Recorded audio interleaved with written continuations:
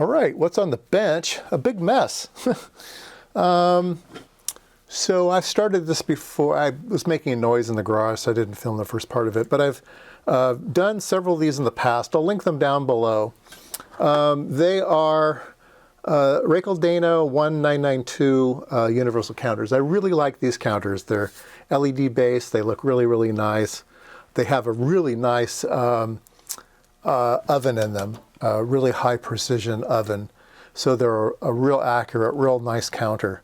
And I've owned 3 of these in the past. I think I gave one away, and I think I sold 2 of them, if I remember right. But I've always loved these things. So I was on eBay the other day, and I saw one, and I said, "Would you take $60?" And he goes, "Sure." So I got this for $60, and it has the classic problem. But I know how to fix them now because I've rebuilt 3 of them. It's that their switches die, and they die a horrible death. They die in the down position and never to be used again. They have a little rubber, like a little rubber cup that kind of goes boonka, boonka, boonka as you push it, and then it's got a carbon footprint that pushes on a gold contact inside the switch, and the little rubber part just dies, and so they don't work any longer. All right. And so I'll link down below again me fixing some other ones in the past. You can see exactly what I did there. But what I do is I replace them with these little clicky switches that are just ubiquitous. I haven't used that word for a long time. Yeah, these little guys that you always get on Chinese projects and stuff, they're nice little clicky things, but you can get them in various lengths, okay? The posts you can get in various lengths.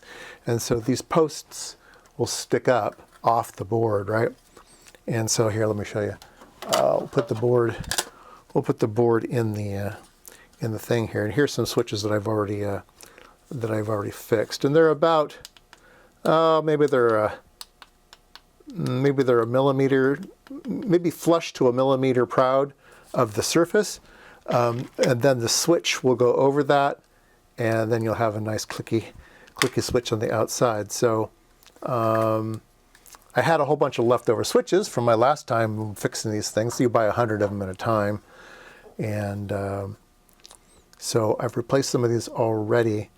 There's only one hard part to doing this, which is on the flip side, there's an IC.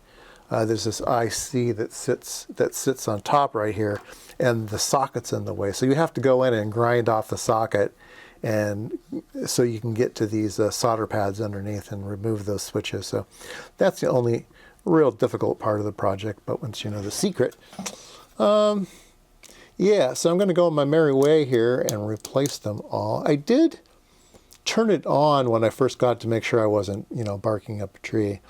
And it came up with 1992, which is the boot sequence. It comes up, it gives its model number, and then it starts running. So it does seem to be at least functional microprocessor-wise and digital, the display-wise and stuff. So it's probably just the switches, as it always is.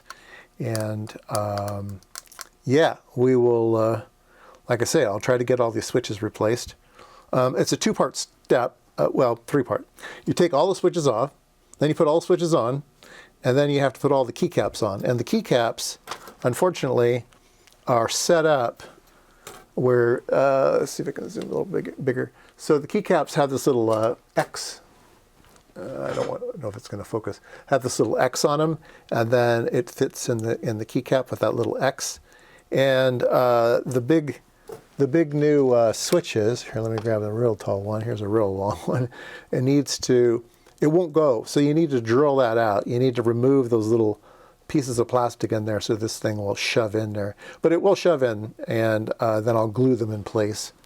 And then we will have a working front panel. So yeah, we'll keep it going.